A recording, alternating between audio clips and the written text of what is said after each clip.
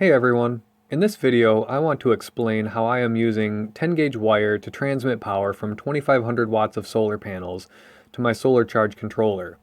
For this video, I'm going to assume you are familiar with these basic components and their function in a solar system: solar panels, solar charge controllers, batteries, and inverters.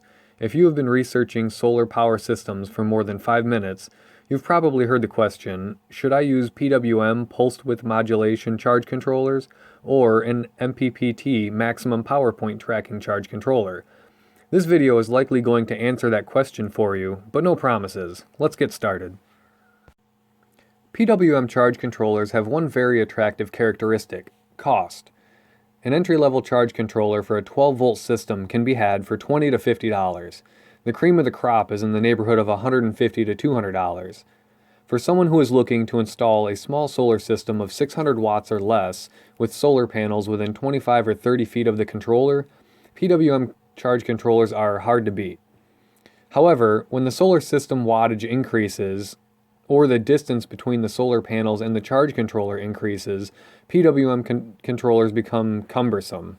Wiring solar panels in parallel increases amperage and leaves voltage unchanged. This is where PWM falls on its face.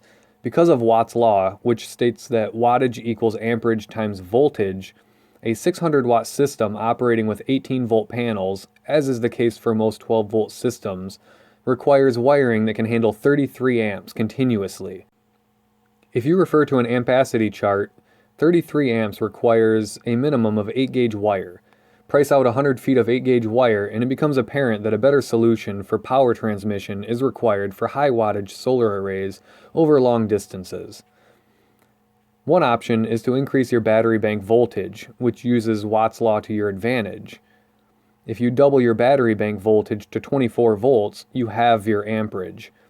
While that does help, and you should do that if you can, there is something that can help even more to reduce the current flow from your solar panels to your charge controller, and that is using an MPPT or maximum power point tracking charge controller.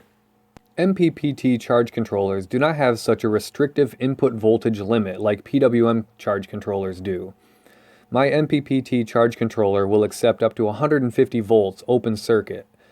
Check your solar panels for a data sticker. It will state VOC, which is the open circuit voltage of your panel. With 150 volts to play with, you can wire up to 6 18-volt solar panels in series. This is where MPPT shines. Because wiring in series increases the voltage but leaves the amperage unchanged, 600 watts in panels wired this way requires wiring that only has to carry 6 amps. You can use 16 gauge wire instead of 8 gauge wire and still use a 12-volt battery bank. Using the smaller sized wire will lead to a significant reduction in cost for wire. What's the catch, you ask? The cost of the controller.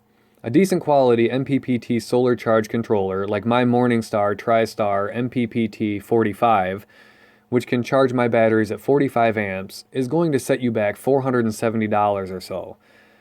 There are other options such as the Victron MPPT charge controllers, and they are much less costly depending on the model you choose. Now hold on, increased input voltage is not the only benefit of MPPT, even though it is a massive one. There is also the fact that MPPT charge controllers are able to squeeze more power out of the same sunlight hitting your panels compared to a PWM charge controller. There are many videos on YouTube about this, but I will do my best to simplify and summarize it.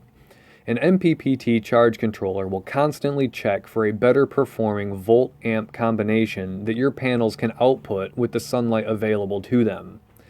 They usually do this many times a minute, making small adjustments all the time. This is something that PWM charge controllers cannot do, and it makes MPPT more efficient, and it also makes that additional cost worth it if you want to make the most of your setup. I also want to mention something called voltage drop. All wire has resistance. That resistance results in a reduction in voltage from the solar panels to the charge controller. If you can run a higher voltage at lower amps, you will lose less power from resistance than if you run a lower voltage at higher amps. As an example, let's say over 100 feet of wire, you lose 1 volt. If you can run 100 volts at 10 amps, you will lose 10 watts of power over that distance. 1 volt times 10 amps equals 10 watts. However, if you run 25 volts at 40 amps, which is the same amount of power, that same 1 volt drop will cost you 40 watts, 4 times the wattage lost just because of how you wire your panels. That is just one more feather in the cap for the MPPT charge controller with its higher input voltage capability. More than likely, the previous discussion has led you one way or the other as to what you need for your setup. But now let's quickly talk about my setup and how I'm using an MPPT charge controller with 2500 watts of solar power and 10 gauge wire. I purchased 9 275 watt solar panels last year for a total of 2,475 watts. I wired them in 3 parallel strings of 3 panels in series. The open circuit voltage of my panels is 44.3, which if multiplied by 3 gives me 132.9 volts. My solar charge controller can handle that just fine. The next question is what amperage the transmission line from the solar panels to the charge controller needs to handle, because that is what determines wire gauge requirements. My panels are rated at a max amperage output of 7.73 amps, which if multiplied by 3, because I have 3 parallel strings, gives me 23.19 amps. This is well within the usable range for 10 gauge wire and actually leaves me some cushion for safety. A PWM charge controller for my setup would be less efficient even with my 48 volt battery bank. I would likely have 4 parallel strings of 2 panels in series, and my transmission wire would have to carry 31 amps. This bumps me to 8 gauge wire, which is much more costly, over 100 feet, and I also lose out on the extra power that MPPT can harvest for me. I also can't use one of the solar panels I purchased because of the wiring limitations. Sometimes the cheaper option seems better at first, but ends up being the wrong choice. My charge controller can charge my batteries at a maximum current of 45 amps. My batteries are running at 48 volt nominal, and at the upper end of their voltage range, they are at about 55 volts.